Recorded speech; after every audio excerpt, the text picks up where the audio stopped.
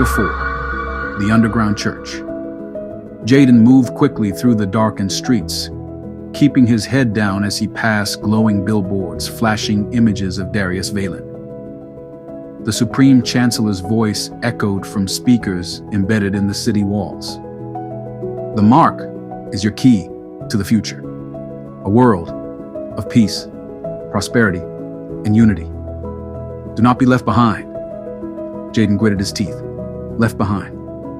That's exactly what they were calling those who refused the mark. He reached an abandoned subway entrance and slipped inside. The underground tunnels had been closed for years, but to the unmarked, they had become a place of refuge. Jaden moved carefully, his footsteps echoing in the dimly lit corridor.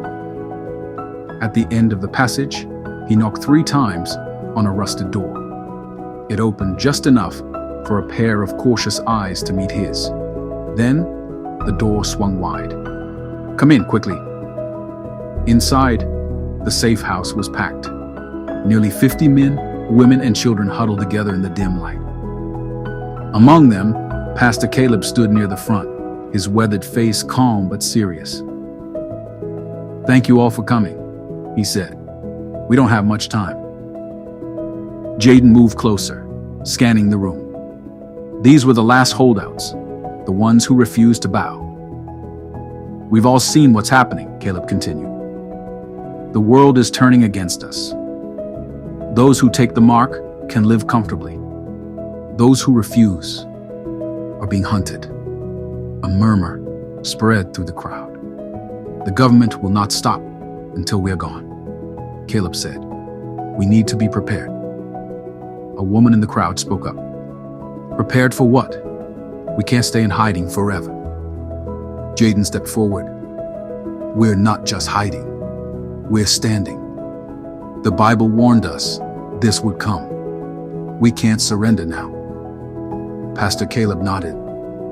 "That's why I've called you here. We are forming a network, an underground church, one that will help those still searching for the truth. And when the time comes, we must be ready to stand, even if it costs us everything." Silence fell over the room. Then a voice from the back spoke, trembling. "They've already taken my brother." Jaden turned to see a young girl, clutching her mother's hand.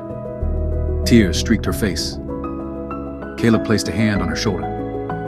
"You are not alone. None of us are." Jaden clenched his fists. This was just the beginning. Chapter 5. The Hunt begins. The next morning, the crackdown escalated. Large screens across the city broadcast a chilling announcement from Supreme Chancellor Darius Valen. "The time for patience is over." His voice was calm but firm. "We have extended every courtesy, every warning, and yet there are still those who resist progress. Let it be known, anyone refusing the mark is an enemy of global unity. They will be found, they will be dealt with." Jaden stood in the shadows of an alley, watching as uniformed Global Security Force, GSF officers patrolled the streets. Their presence had doubled overnight. Armed with biometric scanners, they moved swiftly, checking every citizen's rear right hand or forehead. Anyone who failed the scan was taken away. Jaden had to act fast. He made his way back to the underground safe house, where Pastor Caleb and the others were already discussing their next move. "They're rounding people up," a young man named Elijah reported. "I saw them take an entire family this morning. No charges, no trials." Murmurs of fear spread through the room. Pastor Caleb raised his hands. "We knew this was coming, but we are not alone. We have each other, and we have God." Jaden spoke up. "We need to start moving people out of the city. If we stay here, they'll find us." A woman named Sarah shook her head. "Where will we go? The whole world is under their control." "Not everywhere," Elijah said. "I've heard rumors of safe zones, places deep in the countryside where people are living off the grid. If we can get there, we might have a chance. Pastor Caleb nodded. Then that's our next mission. We'll split into groups and start moving. But we must be careful. If they catch us, the room fell silent. They all knew what happened to those who got caught. Jaden exhaled. We move at night, pack only what you can carry. The hunt had begun, and if they weren't careful, they would be next. Chapter 6, the final decree. The sun had barely set when the sirens began. Jaden froze, his heart hammering in his chest. From his position near the safe house entrance, he could hear the distant hum of GSF transport drones sweeping over the city, their red lights scanning the streets below. The search had intensified. Inside, Pastor Caleb was giving final instructions. We can't stay here any longer, he said. The government has issued a new decree, effective immediately. Anyone found without the mark will be arrested and labeled a domestic terrorist. A murmur of panic spread through the room. They're calling it the final decree, Elijah muttered. No more warnings, no more chances. Jaden clenched his fists. This was it. The real purge had begun. Pastor Caleb continued, his voice steady despite the fear in the room. We have a route mapped out. There's a safe zone in the northern hills, an old settlement where believers have been gathering. If we move quickly, we can get there before morning. A young mother clutched her baby. But how will we get past the patrols? Jaden glanced at Elijah. They had already discussed a plan.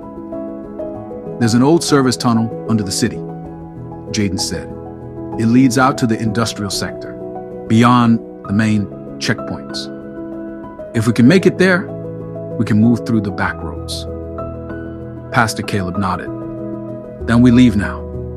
No hesitation, no looking back. Jaden took one last glance around the dimly lit room. This was home, the place where they had worshipped, prayed, and shared what little hope remained. Now, it was just another place they had to leave behind. A sudden bang on the door sent a shockwave through the room. GSF, open up! Gasps filled the space. Someone screamed. Jaden's mind raced. They had found them. Pastor Caleb moved fast. Out the back, now! Jaden grabbed Sarah's hand and bolted through the rear exit as the door behind them shattered under the force of a battering ram. Gunfire erupted. The chase had begun, and there was no turning back. Chapter 7, Surviving the System. Jaden sprinted through the darkened tunnel, his breath ragged. Behind him, the sounds of gunfire and shouting echoed through the underground passages. The GSF was relentless. Pastor Caleb and a few others had already made it ahead, guiding the group toward the exit. But Jaden could hear the footsteps closing in. We have to move faster, Elijah hissed, pulling Sarah along. The young mother clutched her baby tightly, her eyes wide with fear. Jaden turned back for a split second, just in time to see one of their group stumble. A teenage boy, maybe 16, tripped over a piece of debris. Help, he gasped. Jaden didn't hesitate. He rushed back, grabbing the boy by the arm just as the tunnel behind them lit up with the glow of flashlights. They're in the tunnels! Jaden yanked the boy up and pushed forward. The exit was just ahead, a rusted metal grate that led to an old maintenance shaft. Freedom was close. Elijah reached it first and heaved it open. Go, go! The group scrambled through the opening one by one. Jaden shoved the boy through before climbing in himself. Just as he pulled his legs inside, a bullet ricocheted off the metal frame. The GSF had reached the tunnel. Seal it! Pastor Caleb shouted. Elijah and Jaden grabbed the grate and slammed it shut, twisting the locking mechanism just as the soldiers reached them. Fists pounded against the metal. Jaden barely allowed himself a breath. "We have to keep moving," Pastor Caleb urged. The group emerged into the open air, a stretch of abandoned warehouses on the edge of the city. It was eerily silent, the streets empty, the sky a deep shade of black. "We made it," Sarah whispered. Jaden wasn't so sure. This was just the beginning. The real fight was still ahead. Chapter 8. The Road to Nowhere. The cold night air stung Jaden's face as he and the others emerged from the underground tunnel. The city loomed behind them, its towering skyscrapers glowing with neon lights, an eerie contrast to the darkness of the outskirts. No alarms, no sirens, yet. Pastor Caleb led the way, his face tense with urgency. "We head north. No stopping until we're deep enough into the hills." Sarah, cradling her baby, struggled to keep pace. Jaden moved beside her. "Let me carry him for a while." She hesitated, but finally handed the child over. The infant barely stirred, exhausted from the constant movement. Jaden tightened his grip. This was no place for a child. The group moved through the desolate industrial sector, sticking to the shadows. A holographic billboard flickered above them, broadcasting Darius Valen's latest speech. "The mark is not a choice, it is a responsibility. Those who refuse it are not just rebels, they are enemies of progress." Jaden clenched his jaw. Everywhere they went, the world was being indoctrinated. Elijah, walking ahead, suddenly stopped short and held up a hand. "Wait!" The group froze. Jaden followed Elijah's gaze. Up ahead, just beyond the abandoned warehouses, a GSF checkpoint blocked the road. Armed soldiers stood beside a barricade, scanning every passerby. Sarah gasped. "How do we get past them?" Pastor Caleb scanned their surroundings. "We don't. We go around." Elijah frowned. "The only way around is through the train yard. It's dangerous." Jaden exhaled. "Less dangerous than walking straight into them." The decision was made. The group veered off the main road, slipping through a gap in a chain link fence. The train yard stretched before them, rusted cargo containers, abandoned railway cars, and miles of steel tracks. They hurried through, moving between the shadows of the old trains. But as they reached the center of the yard, a low mechanical hum filled the air. Jaden's heart sank. Drones. High above, 2 security drones hovered, their searchlights flickering on. "Run!" Pastor Caleb shouted. The group scattered as the drones descended, alarms blaring. Jaden clutched Sarah's baby tightly, sprinting between the train cars as a spotlight swept over him. Behind him, someone screamed. Gunfire erupted. The escape had turned into a nightmare, and there was no telling who would make it out alive. Chapter 9. Shadows and Sacrifice. Jaden ran, his breath burning in his chest as the searchlights swept across the train yard. The drones were relentless. Their metallic hum grew louder as they descended, scanning for any sign of movement. Gunfire erupted behind him. Someone cried out in pain. Someone from their group had been hit. "Keep going!"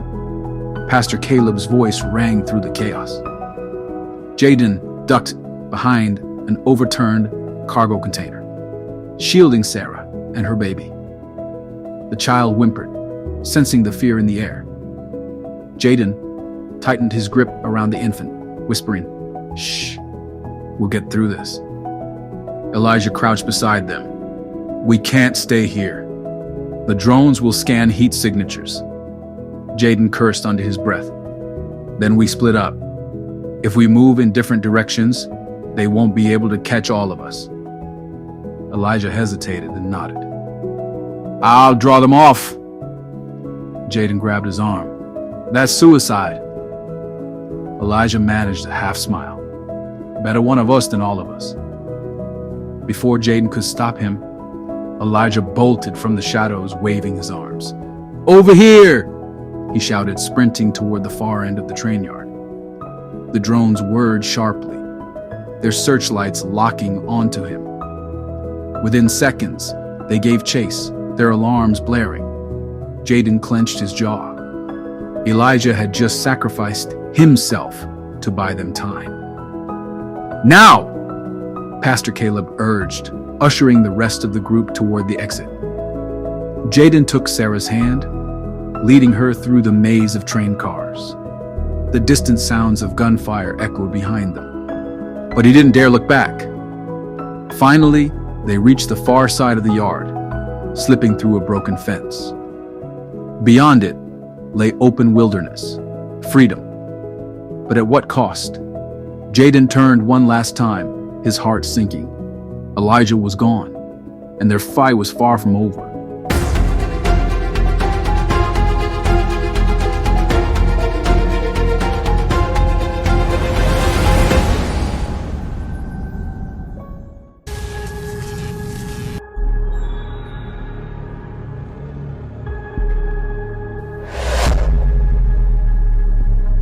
Thank you for watching. Kindly like, comment, and subscribe. Click on the notification bell so you can be alerted anytime a new video is uploaded. And please, don't forget, share and be a blessing to someone. God richly bless you. Shalom.